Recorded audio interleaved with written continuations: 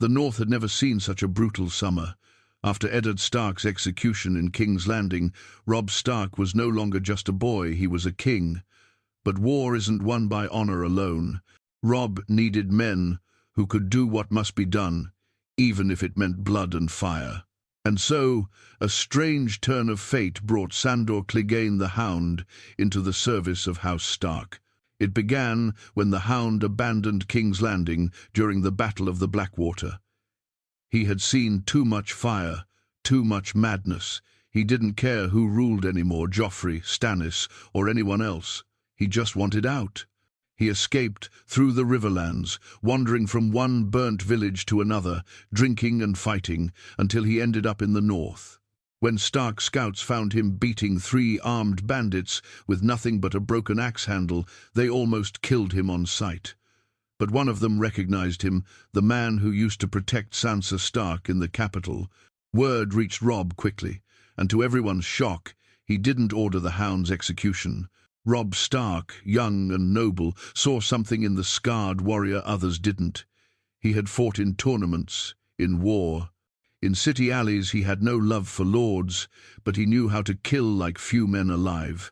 So Robb gave him a choice: rot in a northern cell, or fight for something better than gold or kings. Fight for the north. The Hound laughed. A dog serving a wolf, why the hell not? Soon after, whispers began in the camp. Some didn't trust him. Men from the north didn't forget he served the Lannisters. But then came the battle at the Stone Creek Crossing. The Lannister army was supposed to outnumber them 3-1. Robb's lords advised retreat, but the Hound didn't listen. He rode out with 100 men, flanked the enemy at night, and burned their food wagons before anyone knew what was happening. When the Lannisters woke up, hungry, tired, and panicked, Robb's full force struck at dawn. It was a slaughter. After that, no one called him Lannister's dog anymore. They called him the Wolf's Fang. Robb started trusting him with more, planning raids, leading ambushes, training the younger soldiers. The Hound didn't like wearing fancy armor or standing in strategy meetings too long, but when the fighting began, he was always first in and last out. He never bowed. He never said, "My lord." But when he gave an order in the field, soldiers obeyed. Yet even as he fought for Robb Stark, Sandor never smiled. The cold didn't bother him, but something else did. Maybe it was the way the Northerners looked at him, like he was half man, half monster. Maybe it was the memory of Sansa Stark, the only gentle thing he'd ever known in King's Landing. Or maybe it was the way war never really changed, just different banners, same screams. One night, after a long ride, Robb and the Hound sat by the fire.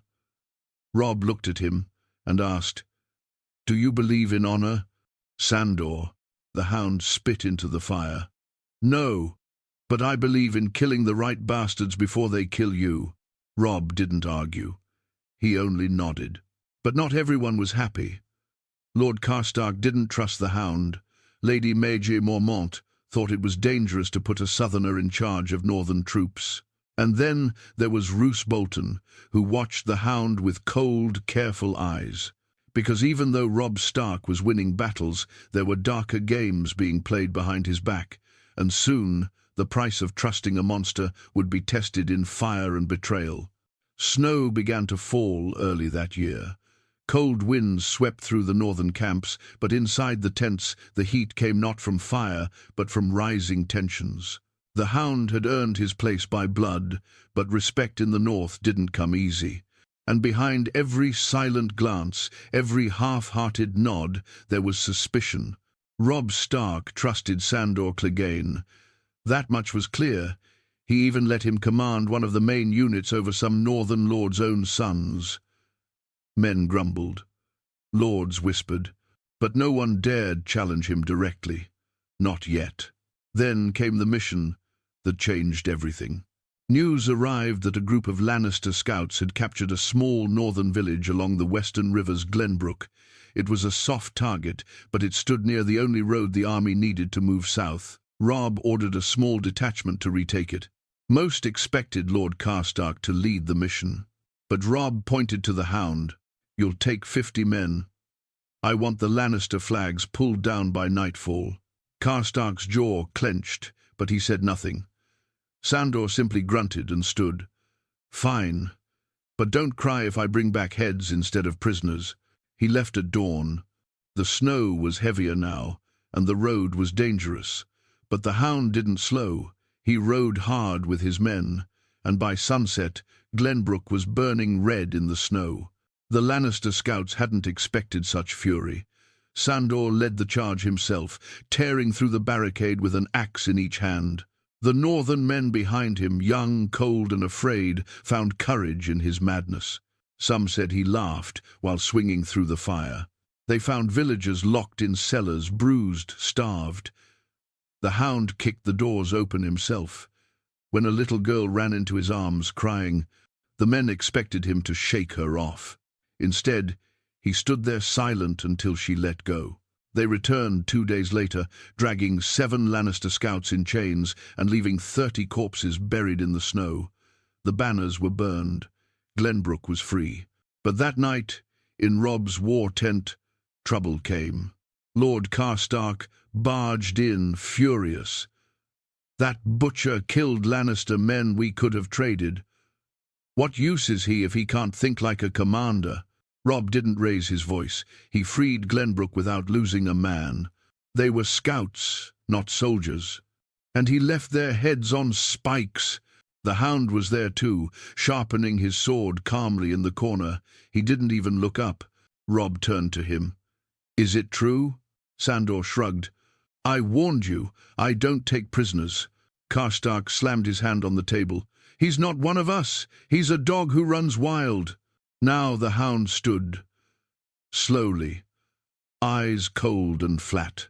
"I've bled for the wolf more than you ever have. You talk big, Lord, but where were you when Glenbrook was burning?" Karstark moved fast, hand on his sword, but Robb stepped between them. His voice was calm but iron. "This isn't King's Landing. We don't draw steel in the war tent. Both of you stand down." They did, barely. But something shifted that night. Karstark stormed out, his pride wounded. The Hound stayed silent, though his grip on the sword didn't loosen. Later, alone with Catelyn, Robb confessed his worry. "He's the best warrior I have. But the men fear him." Catelyn's voice was tired. "Not all monsters are enemies. But beware, Robb. The North remembers who we are. They don't forgive fast." Meanwhile, far from the camp, a raven landed at Harrenhal. Roose Bolton opened the scroll, read the message, and smiled faintly. "The dog grows close to the boy," he whispered. He turned to his silent servant, the pale one with cold eyes, Ramsay. "Tell our friends at the Twins everything is falling into place." So while Robb fought with honor and the Hound carved paths of fire through his enemies, darker plots grew in the shadows. And none of them, not even the fiercest warrior, could see the knife that was being sharpened behind their backs. The days after Glenbrook were quieter, but peace in war is a lie. Robb Stark's army rested, ate, and trained. But behind the smiles, everyone could feel it. Something dark was building. The Hound stayed busy. He trained the young fighters every morning, brutal lessons that left boys puking in the snow. "If you cry now," he'd say, "you'll scream less on the battlefield." Some hated him. Others feared him. But all of them listened. One day, while Robb was away meeting a river lord, word came of a lone rider approaching the camp. The guards raised their bows, ready for anything. But when the rider got close, the air froze. It was Arya Stark. She was dirty, half-starved, and her eyes were sharper than any sword. She had escaped Harrenhal, survived on lies and luck, and now stood in front of the northern camp like a ghost returning from the dead. The Hound was the first to see her. For a long moment, he didn't move. Then he stepped forward. Arya's eyes locked on him. "You," she said, "you were with Joffrey." "I was," he answered. "Now I'm not. Arya didn't hug him. She didn't smile. But she didn't run either. Did you protect my sister? She asked. The Hound nodded once. Tried. Arya looked like she was about to cry, but didn't. That's better than most. Later that night, when Robb returned, he embraced Arya like a brother who'd lost everything and found it again. Catelyn wept. Even the soldiers cheered. But in the darkness, others weren't so happy. Roose Bolton watched the reunion with the same dead eyes. To him, Arya's return was a problem. More Stark blood meant more loyalty around Robb, and loyalty could be dangerous if it didn't bleed. That same week, a raven came from the twins. Lord Walder Frey had finally agreed to speak with Robb again, but his words were cold. I will forgive the broken vow only if you prove your loyalty with action, not words. Robb had once promised to marry a Frey daughter. He broke that promise for love. Now the Freys wanted blood and respect. Robb gathered his council. Lords argued. Some wanted to ignore Frey completely. Others warned that crossing him again would destroy the River Alliance. I'll go to the twins myself, Robb said, with gifts, respect, and an apology. The Hound stood up. Then I'll go with you. Robb raised an eyebrow. You hate politics. I hate cowards more. If something smells wrong, I'll smell it. Catelyn frowned. Robb, it's dangerous. Lord Frey's pride was badly cut. Robb turned to his mother. Then I'll bring my sharpest blade. He looked at Sandor. So, the plan was set. Robb Stark, his mother, a few key lords, and Sandor Clegane would ride to the twins for peace. Arya begged to come, but Robb refused. You're safe now. Stay that way. She glared. Safe doesn't win wars. The night before they left, the Hound found Arya sitting alone near the campfire, sharpening a thin little blade. It was her needle. You planning to stab someone with that toothpick? He asked. Arya looked up. If I have to. He chuckled. You're a Stark, all right. Then she asked the question she'd been holding. Do you really fight for us? Or are you just hiding behind our banners? The Hound didn't answer right away. He stared into the fire, as if it reminded him of something painful. I don't fight for lords or honor. I fight because I'm good at it. But your brother, he fights like he believes it matters. That makes me want to fight too. Arya didn't smile, but she nodded. Then don't let him die. I'll try, he said, and for once he meant it. When the party left for the twins, the northern camp watched them ride off with pride. But back at Harrenhal, Roose Bolton sat in silence as another raven arrived. His eyes scanned the message. Then he turned to his pale servant. It's time, he said. The flayed man rides beneath the wolf for now. Ramsay smiled without joy. So, while Robb rode to make peace, Betrayal was already moving behind him. And even the Hound's sword might not be fast enough to stop what was coming. The ride to the twins was cold and silent. The river ran beside them, black under the moonlight. Robb Stark looked like a man carrying 2 kingdoms on his back, his crown and his family's name. His mother sat beside him, quiet and tense. She didn't trust Lord Frey. None of them did, but they had no choice.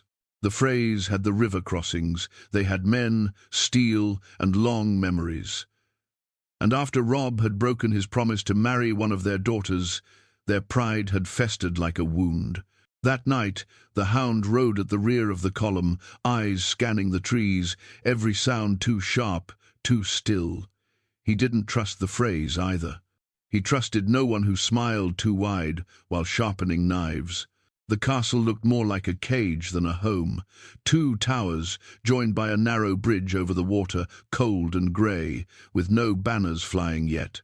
The gates creaked open, and the music of pipes and drums filled the air, pretending joy. But something smelled off. Too many guards at the walls, too many shadows, too many fake smiles. Walder Frey sat at the head of the feast like a corpse dressed in fine clothes, His voice dripped with insult, even while welcoming Robb. "You grew taller, King Robb, but not wiser, I hear." Robb answered with respect, though every word was heavy. "I come to make peace, Lord Frey, and honor the bridge I once crossed." The food was warm, the ale flowed freely, daughters were paraded like cattle, jokes were told, and music played louder. But the Hound didn't eat much. He sat near the back, armored and alert, eyes on every corner of the room. Something was wrong. He could feel it in his bones. Then the doors closed. Loudly. The music changed. The drums grew slower. He stood up. "Get the king out," he muttered to Catelyn, who blinked in confusion. What? Now? But it was already too late. The music turned sharp, violins screeching like blades. A Frey suddenly stood and shot an arrow straight into one of Robb's bannermen. Chaos exploded. Robb rose, shocked. Catelyn screamed. Frey guards pulled crossbows from under the tables and began firing. Blood sprayed across the feast. The Hound moved like a demon. He threw a table over Robb and Catelyn, shielding them as bolts rained down. His sword flashed, taking off a Frey's head before the man even drew his dagger. "Stay down," he roared at Robb, then turned and charged. Steel clashed. Screams filled the hall. Freymen came pouring in from side doors. But they hadn't expected the Hound. He ripped through them, not like a knight, but like a storm. 2, 3, 4 men fell. He was covered in blood, but none of it his own. Behind him, Robb picked up a spear. He fought back, shoulder to shoulder with his general, his crown half falling from his head. Catelyn grabbed a knife and slit a Frey's throat, who came too close. But then came the worst.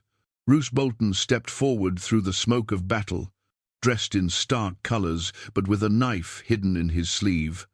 Robb didn't see him, but the Hound did. "Wolf!" he shouted, and just as Roose lunged forward with the blade, the Hound tackled him to the ground. The knife missed Robb's heart by inches. Roose rolled and rose, face still cold. "This was your mistake, Clegane. You stood with the wrong side." The Hound wiped the blood from his mouth. "I don't give a damn about sides, but I kill traitors." They fought like wolves, Bolton fast and precise, the Hound heavy and brutal. Blood splashed across the stones. But in the end, Roose wasn't strong enough. The Hound drove his blade through his chest. The traitor gasped, then fell silent. The hall was on fire now. Robb limped, wounded in the leg. Catelyn's hand bled. The Freys were in chaos. Some fled, others were cut down. The northern guards, those still alive, fought their way out like wild animals. And in the middle of it, the Hound stood scarred, bloody, and breathing like a bull. He'd stopped the Red Wedding, but the cost had only begun. Smoke still poured from the twins as the surviving Northmen rode away under moonlight. Their banners were torn, their armor dented, and their hearts heavy. But they were alive, and that alone was a miracle. Robb Stark had taken an arrow through the thigh. Catelyn's hand had been sliced to the bone. A dozen of their most loyal men lay dead behind them, but the trap had been broken. Frey soldiers chased, but not for long. The Hound had set fire to the bridge, connecting the towers during the retreat. The river swallowed the flames, and the cowards with it. For the first time since his father's death, Robb Stark looked like a man who'd seen death too close. He sat on his horse, bleeding, jaw clenched, refusing help. But the Hound rode beside him, covered in blood and smoke, still gripping his sword like it owed him a debt. That night they made camp deep in the woods. A cold wind howled through the trees. No music, no talking, just the crackle of fire and the weight of silence. Robb sat alone, eyes staring into the flames. His crown sat beside him in the dirt. The Hound approached and tossed a wineskin in his lap. "You bleed too much to sulk, boy." Robb didn't smile. He looked up slowly. "You saved my life." I told you the phrase stank worse than pigs. You didn't listen. I thought honor would matter to them." The Hound scoffed. "Nothing matters to rats in stone towers. You should have burned the twins instead of begging at their doors." Robb looked down. "You were right, about all of it." The Hound sat beside him, not bothering to wipe the blood from his face. "I don't care about right. I care about revenge." A long silence passed between them. Then Robb spoke, quietly. "We kill them all." The words didn't sound like a king. They sounded like a son who watched his family hunted like dogs, a brother who had no tears left, a wolf who had tasted betrayal and now wanted only blood. "And the Hound?" He grinned. Finally, he heard something he understood. But while Robb planned his retribution, the news of the failed Red Wedding spread like wildfire. In King's Landing, Queen Cersei threw a goblet across the room when she heard Roose Bolton had been killed and the phrase had failed. "He was supposed to be our dagger in the north." Tywin Lannister said nothing at first, then only whispered, "Clegane." Yes. The dog they had once used to beat children in the capital had now risen higher than they'd ever imagined. Now he was leading Robb Stark's fury, and it wasn't just Cersei who feared it. In the north, the common folk heard the tale, that Robb Stark lived, that he had escaped death in a castle built for betrayal, that his mother still breathed, and that the Hound, yes, that Hound, had cut Roose Bolton open in the very hall where they planned to slaughter the last of the Starks. The North remembered. In the dreadfort, Ramsay Bolton read the letter confirming his father's death and smiled, not with grief, but madness. He licked his lips and whispered to the flayed man banner, "Now it's just me." He began flaying Frey scouts before sunrise, carving his messages into skin. Back in the woods, Robb held council with the remaining lords. The mood had changed. No more talks of peace or honor. Now there was only war. "We march on the dreadfort," Robb said. "Then we take the twins." One lord asked, "What of the Riverlands? King's Landing?" The Hound stepped forward before Robb could speak. "You've been bleeding for 2 years just to survive. Now we hunt, we burn their traitor houses to ash, and we hang their names from every tree." No one argued.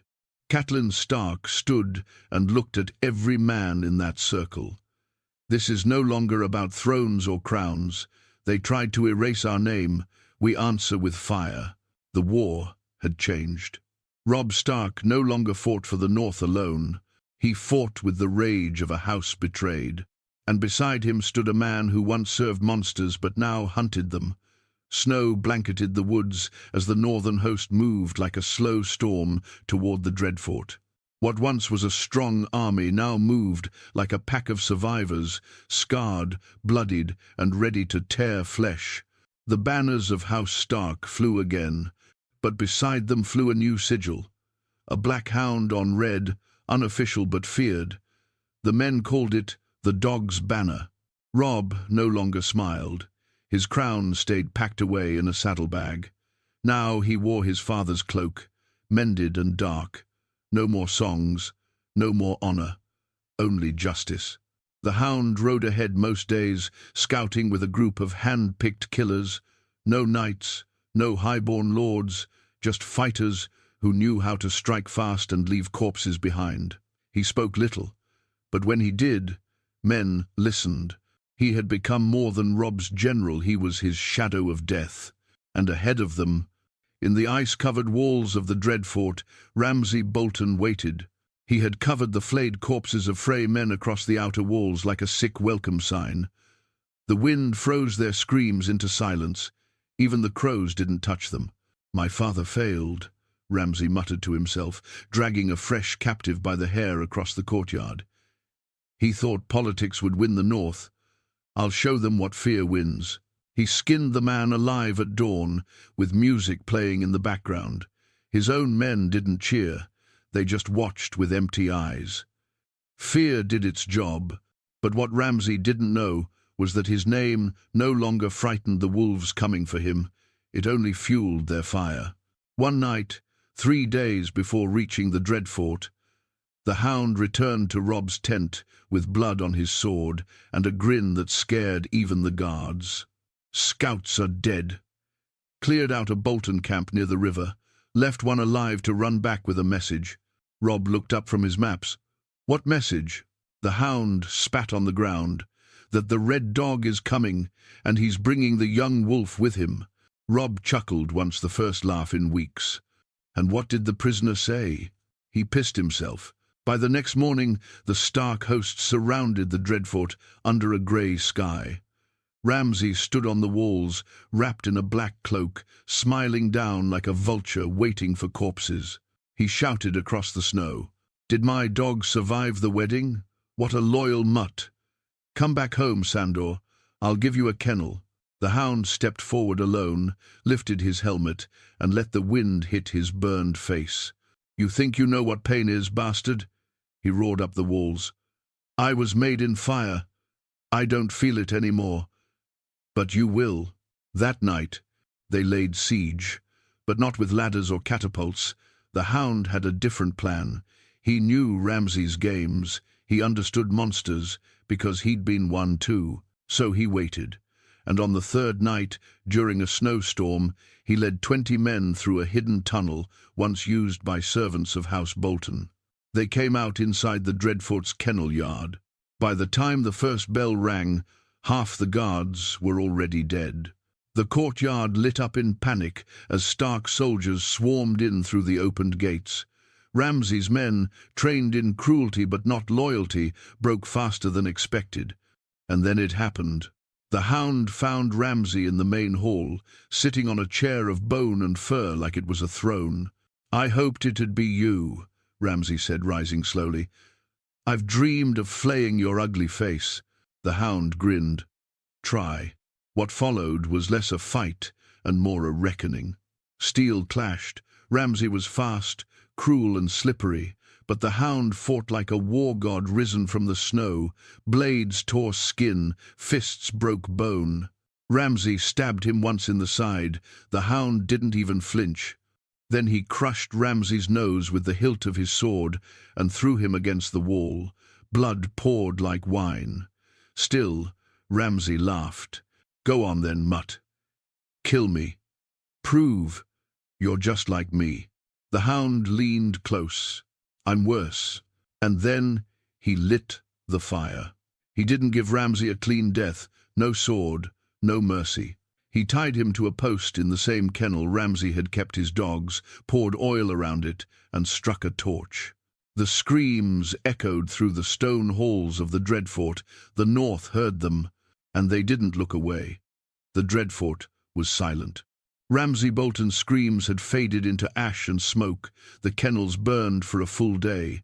The snow turned black with soot, and no one tried to put the fires out. The North didn't mourn monsters. They celebrated them in flame. Robb Stark stood at the battlements, overlooking the land that once belonged to the family who stabbed him in the back. But the boy king no longer looked like a boy. His eyes were harder now, colder. The fire in his heart had melted whatever softness he had left. Beside him stood Sandor Clegane, the Hound blood still on his armor, a deep cut stitched across his ribs, and a jug of strong wine in his hand. He didn't speak much, but when he looked at Robb, it was with something close to respect. "You burned him alive," Robb said quietly. "He earned it. You're not afraid of fire anymore." The Hound looked away at the smoke. Still afraid. Just too damn angry to care. Below them, Northern soldiers ripped the flayed man banners from the walls and replaced them with the direwolf of House Stark. The people of the North began emerging from hiding, farmers, servants, broken folk. When they saw the banners return, some cried, some fell to their knees. The wolf had returned, but peace was not part of the plan. At the war table, Robb gathered his lords. This time no long speeches, just orders. "We don't stop," he said. The phrase still sit in the twins, fat and laughing. Tywin Lannister still pulls the strings from King's Landing. We either take their heads, or they take ours. There's no middle ground. Some lords hesitated. War had bled them dry. Winter was near. But then the Hound slammed his sword on the table. We march through snow and death to kill traitors in their own halls. You want to go home and wait for Lannister gold to burn your crops next? No one argued. Catelyn Stark spoke up. If we strike again, we must move fast. The South thinks we're finished. They'll be watching the Vale and the Reach, not the river. Robb nodded. Then we'll bleed the twins next. He turned to the Hound. Can you get us inside? Sandor grinned. If there's one thing I know how to do, it's kill Freys in their own kitchens. But before they could ride, a raven came from White Harbour. Lady Manderley had declared full loyalty to the Starks once again. And she wasn't alone. Small houses across the North Glover, Mormont, Reed, Serwyn had raised their banners. The North had remembered, and behind them came a whisper of something darker. From the wall, a message had arrived. Jon Snow had sent word, warning of strange things beyond the ice, undead, shadows, things with eyes that never blinked. Robb read the letter in silence, then tossed it into the fire. There's always something beyond the wall. Let the crows handle it. We finish what we started. The Hound said nothing, but he remembered the fire at Harrenhal, the whispers of corpses walking, and his own dreams. Something told him the North's real war hadn't started yet. Still they rode. By moonlight, Robb's army crossed the Riverlands again, smaller than before, but faster, meaner. They didn't fight like knights anymore. They fought like ghosts of vengeance. At the edge of the twins, they met an old woman who'd lived through the first betrayal. She pointed to the towers with shaking hands and said, "There are bones under those stones, screaming still." Robb promised her one thing. No one will scream alone ever again. Then the storm came. The twins were guarded, but not like before. Walder Frey had grown older, slower, drunker. He still boasted about the wedding, still told the tale like he'd won the war. But this time, Robb didn't knock on the door. This time, the Hound led a charge through the back gate, dressed in Frey armor, covered in blood, before the first alarm even rang. When the bells did sound, it was already too late. Robb's army poured in from the river, no feast, no speeches, just justice. And upstairs, in the Frey dining hall, old Lord Walder turned at the sound of steel breaking through wood. Standing in the doorway, sword dripping, was Sandor Clegane. "Your guest has returned," the Hound growled. The old man barely had time to scream. Walder Frey died choking on his own tongue. No blade through the heart, no speech, just the Hound slamming his face into the feast table over and over until the old man's skull cracked like dry wood. No one in the hall stopped him. Frey's sons and guards were either dead, too afraid to move, or already cornered by Stark swords. When it was over, the Hound stood in the center of the Frey's once sacred hall, surrounded by corpses, lit only by the flickering of torchlight and the glint of blood on stone. Robb Stark walked in a moment later, his armor stained, his face unreadable. "Is it done?" he asked. The Hound stepped over Walder Frey's twitching body and tossed a dagger onto the floor. "It's done." Robb looked around. The twins, once a place of treachery, had fallen without honor, without mercy, and without hesitation. The young wolf had returned, and this time he was not fooled by wine or fake hospitality. That night the North took the twins. No siege, no hostages, just swift, savage justice. But victory tasted bitter. After the fires were put out and the wounded tended, Robb climbed to the top of the highest tower and looked out over the dark river. The stars blinked faintly through winter clouds. He didn't feel like a king anymore. He felt like a man who had lost too much and taken too much back with blood. Catelyn joined him quietly. "It's over," she said. Robb shook his head. "No, not really." He turned to her. "When do I stop fighting, Mother?" Catelyn looked out at the river. "When the North is safe, and when you can sleep again, without seeing your men die." Robb said nothing. Sleep was a luxury he no longer knew. The next morning they buried the northern dead in a hill just outside the castle. No songs, just silence. The Hound stood far off from the ceremony, arms crossed, sword on his back. He didn't believe in gods, but he stayed until the last shovel of dirt was laid. Then a raven came. It flew hard from Castle Black, wings torn by cold wind. This time it wasn't a warning, it was a cry for help. The message was short. "The dead walk. The wall won't hold. We need the North." Robb read it aloud in the war tent. The room went quiet. Even the lords who feared no man looked uncertain now. "The dead," Lord Manderley said, "children's tales." The Hound leaned against the tent pole, arms folded. "I've seen worse than tales. If the boy at the wall says something's coming, something's coming." Robb looked around the table. "We've beaten men, betrayers, cowards, but this is something else." Catelyn stepped forward. "This is not your war." Robb looked her in the eye. "It is now." He turned to the Hound. "Would you ride with me? One last time." The Hound grunted. "Didn't fight all this way just to die, warm in bed. If something's coming for us, I want to see it bleed." And so the decision was made. The armies of the North, broken but alive, turned their eyes north again, not toward thrones or castles, but toward something older, colder, and beyond comprehension. But as they prepared, a strange peace settled over the Riverlands.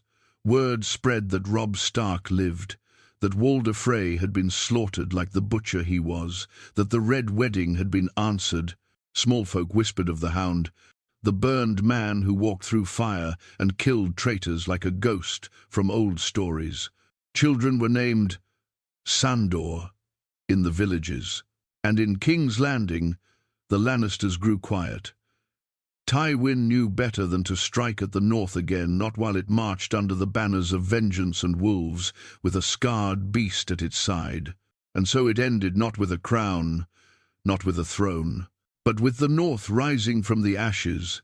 Robb Stark, the boy king who lost everything, found something greater than power, and the Hound, once a tool of monsters, became the sword of the just. As they rode north into the snow, toward the wall, toward the unknown, they did not look back. Because wolves don't run from storms. They lead the pack through them.